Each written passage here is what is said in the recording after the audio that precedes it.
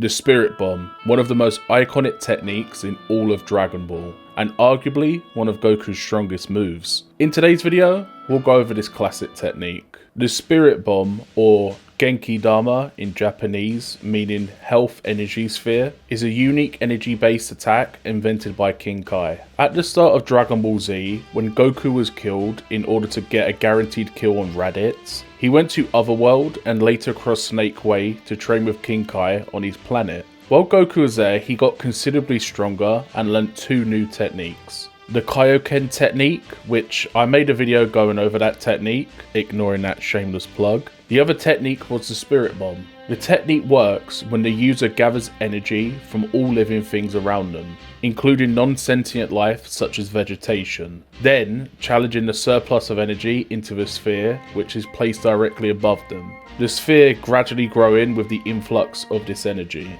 The energy leaving the other beings has a sparkly or glittery appearance, and when it's formed as the final ball, it has a bluish-white appearance. Living people, humanoids, or significant life raise their hands to give a portion of their energy to supply the Spirit Bomb. You have to be careful here so that the people giving their energy don't give so much, making them bankrupt, having no energy left for living. This technique is very powerful, and the user has to be careful when executing this move, as it could easily destroy a planet. To use the Spirit Bomb, the user must have a pure heart so they can gather and control the energy needed. If they don't, it can fail and could possibly damage or kill the user. When the Spirit Bomb has been unleashed, it can be deflected by someone if they also have a pure heart, as is the case with Gohan and Krillin. I mean, I guess Gohan has a pure heart, but Krillin? Really?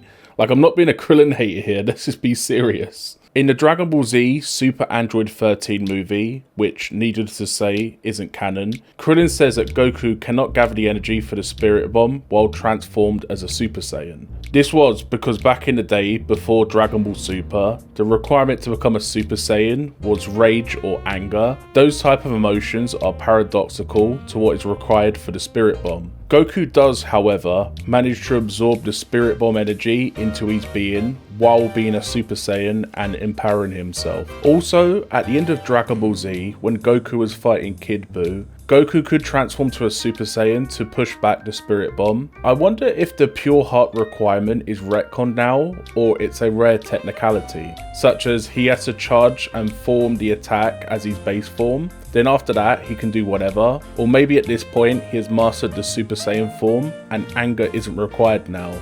The elephant in the room, which is the biggest flaw to this technique, is the charge time being ridiculously long. In 1v1s, no aid of anyone else, this technique is not seeing any use. Unless the enemy is an absolute maniac and want to see how much damage it will do, which would in fact demoralize the user, I guess. One workaround for the wait time is if a sentient being gives their energy, as they have way more energy than basic life does and would quickly send along the energy. It is stated that Krillin and Gohan as users of the technique, because Gohan rebounded the technique and Krillin was given the energy by Goku and then threw it. With Krillin, I guess that counts, but Gohan? Nah, ain't no way. Cell also claimed he could have used this technique, which I think is more BS, which is down to the pure heart requirement I mentioned earlier. In Dragon Ball Super, in the final battle with Zamasu, Future Trunks manages to create a type of Spirit Bomb. He uses all the energy of his unconscious allies, then he absorbs it and empowers his Sword of Hope to finish off Zamasu.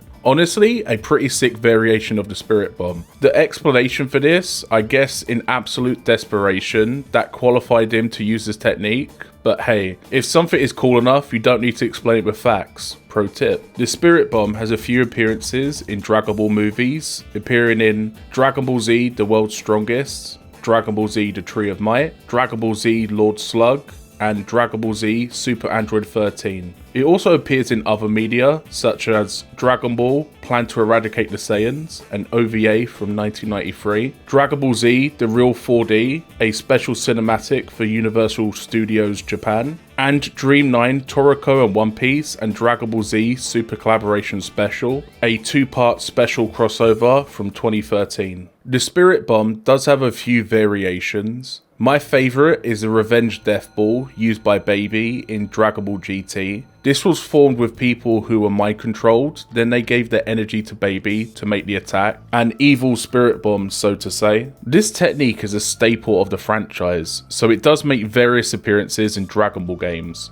I think it would be easier to find a list of games it's not in, but some mentions are the Dragon Ball Z Budokai Tenkaichi series, Dragon Ball Z Supersonic Warriors series, and of course the Xenoverse series of games. Did you know only 3 people have managed to survive the Spirit Bomb? Those being Jiren, Frieza and Vegeta, and in the case of Jiren, being able to repel the attack, unlike Frieza and Vegeta. On March 10th, 2024, nearly a week after Akira Toriyama had passed away, Dragon Ball fans from Mexico did a wonderful tribute in his honor, raising their hands like what is required for the technique.